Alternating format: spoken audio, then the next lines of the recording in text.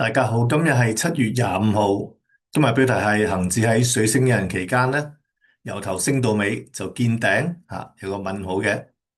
咁另外咧，會同大家介紹下8月10號我同黃柏忠先生搞嘅一個講座，2026年下半年市場展望講座嘅一啲嘅精彩內容。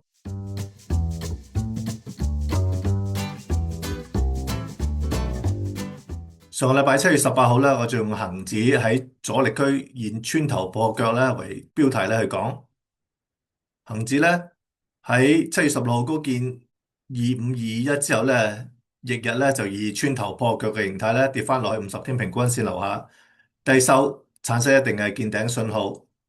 另外以比率嚟計咧，都係受制於啦之前跌幅嘅0.618啊，同埋0.5嘅反彈阻力位，集中喺25191至到25287之間。咁上個禮拜最高見過25221咧，就回落啦，就一定嘅見頂跡象。另外喺周線圖上，左邊嘅恒指周線圖咧，受制於20星期平均線啦，而右邊嘅恒生科技指數咧，更加咧受制於咧20星期平均線同埋咧兩條下降軌嘅阻力，收一個陰燭嘅射擊之星。咁一個禮拜之後會點啊？我哋先睇下恒指同埋科指嘅周線圖。恒指今個禮拜咧係升穿咗上個禮拜嘅最高位25221，最高升到上去25267，即係升穿咗40零點。跟住咧，最後咧仍然係受制於20星期平均線收市，而收市形態亦都係一粒射擊之星。咁所以咧仍然有一定嘅見頂跡象。我哋睇翻右邊呢邊嘅恒生科技指數啦，今個禮拜係並冇穿到上個禮拜嘅射擊之星嘅頂，最後咧以連續第二粒嘅射擊之星係收市，而且仍然係受制於咧上個星期提到嘅一系列嘅阻力嘅。咁由於科指係冇破頂，但係恒指有破前頂先至回落咧，咁呢個情況我哋叫做跨市場頂背馳，係一個利淡信號嚟嘅。於是咧，呢兩個指數咧都可能一齊咧係見頂回落。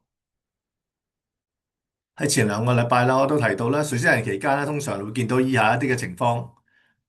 期內通常波動性咧係會增大，短時間內咧大上大落，可能係出現大升市咧，或者大跌市，甚至出現股災式嘅下跌。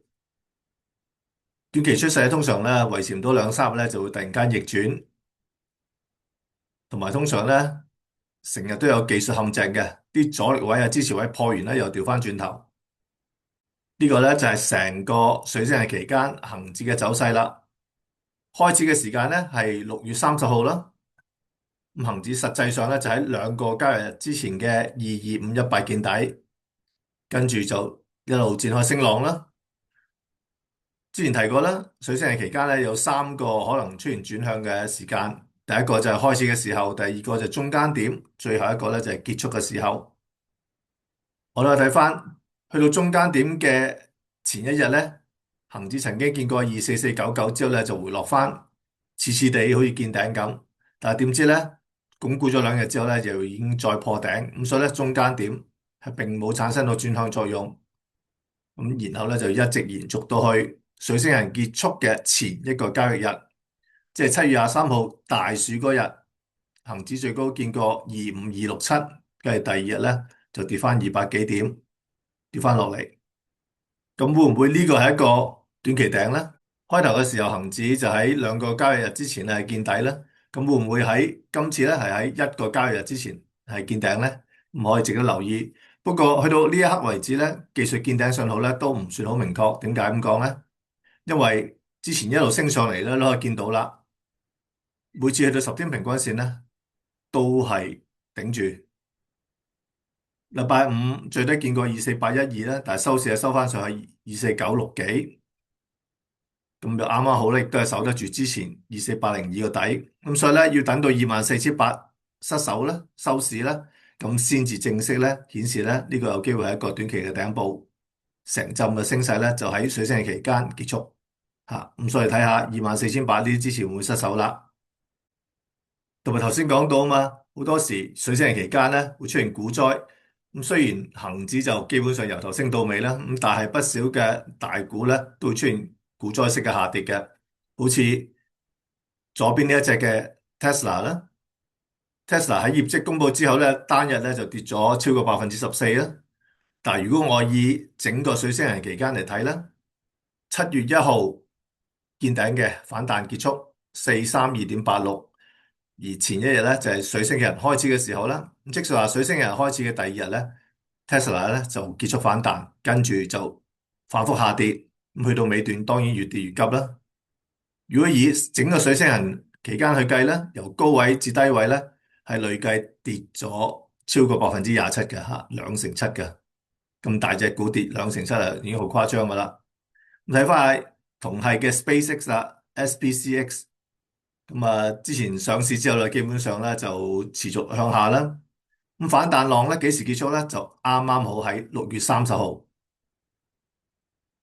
即是水星人開始嗰日咧，就喺172.40咧結束反彈，跟住基本上持續下跌，喺整個水星人期間由頭跌到去尾，直至到7月23號咧最低見過110.85，即係喺整個水星人期內咧累計咧下跌超過35%嘅嚇，比嘅 Tesla 嘅跌幅係更加大。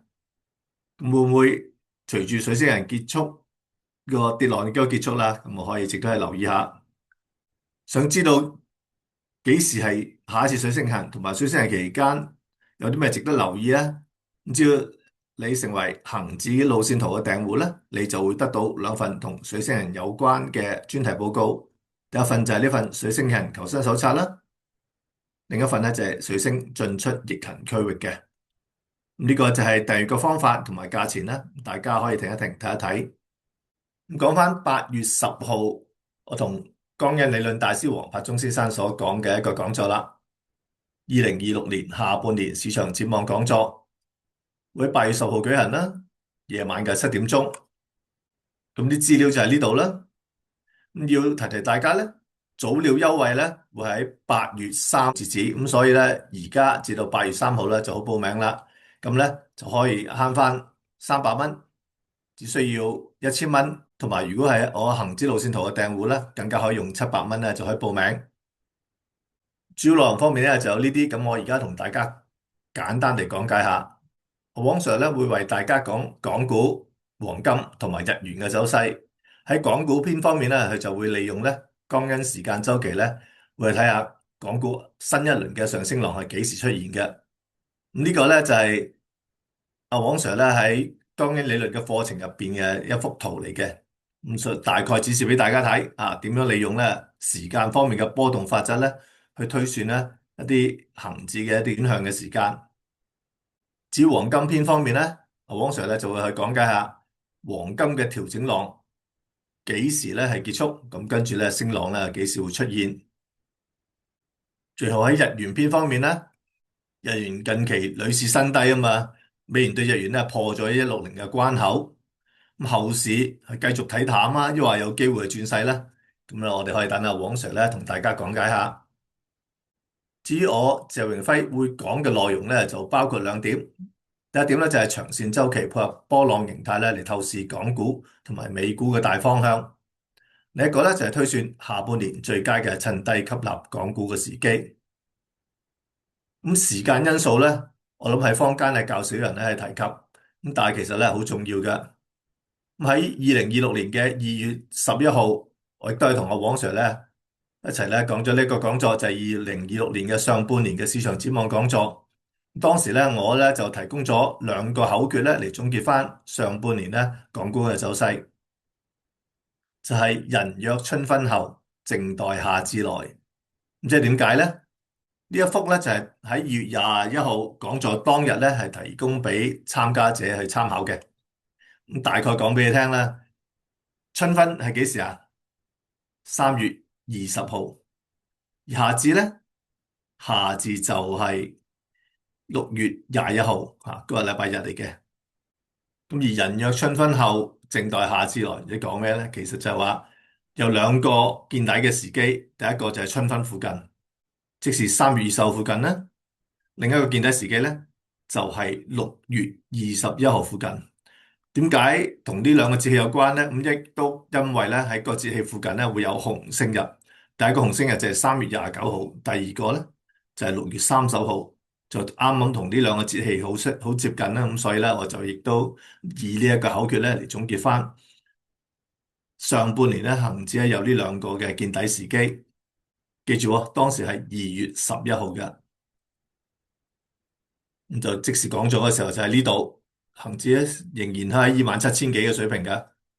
咁之後咧，果然咧係出現跌浪，第一個明顯嘅底部咧就喺3月23號嘅24,203，啱啱好喺春分嘅翌日，亦都喺紅星日嘅幾個交易日之前，啱啱好啦，即係春分同埋紅星日期間，恒指就喺24,203見頂啦。實際上係3月23號啦。咁之後就展開一段升浪啦，升到最高5月14號嘅26,844，跟住咧就另一組下跌浪啦。跌到去幾時啊？最低6月26號嘅22,518，同呢一個下至緊貼嘅交易日6月22號或者6月30號嘅紅星日咧，亦都啱啱好今次亦都喺中間，一個相差兩個交易日，一個相差咧4個交易日，咁兩次都係啦。轉節氣同埋紅星日中間咧就係見底時機，咁所以咧就符合翻人欲春分後靜待夏至來呢兩一個咁嘅口訣啦。咁所以咧顯示得到咧時間周期咧對於我哋捕捉一啲重要嘅底部咧係幾重要。咁下半年咧有啲咩重要嘅見底時機啊？咁聽我講座嘅講解咧就會知啦。另外我會提到一啲嘅長線嘅周期，佢有啲波浪形態透視港股同埋美股嘅大方向啊嘛。咁咩叫長線周期啊？以下咧只係一個例子吓，唔代表我當晚咧係會講呢一個例子。咁而家只係俾一個概念俾大家知道咩叫長線周期啦。咁呢一幅咧就係太陽黑子周期同埋道指走勢嘅一個比較圖。太陽表面嘅粒子嘅數目咧係會有一個周期性嘅變化嘅，多同埋少嘅一個變化咧。咁呢個咧就係太陽黑子周期啦。咁佢同股市咧有一個莫大嘅關係嘅。我就會用類似嘅例子吓，我唔會用太陽黑子周期，但我會用類似嘅例子去捕捉下一啲中長線道指啊同埋港股嘅一啲嘅走勢，睇下我哋對後市有咩啟示。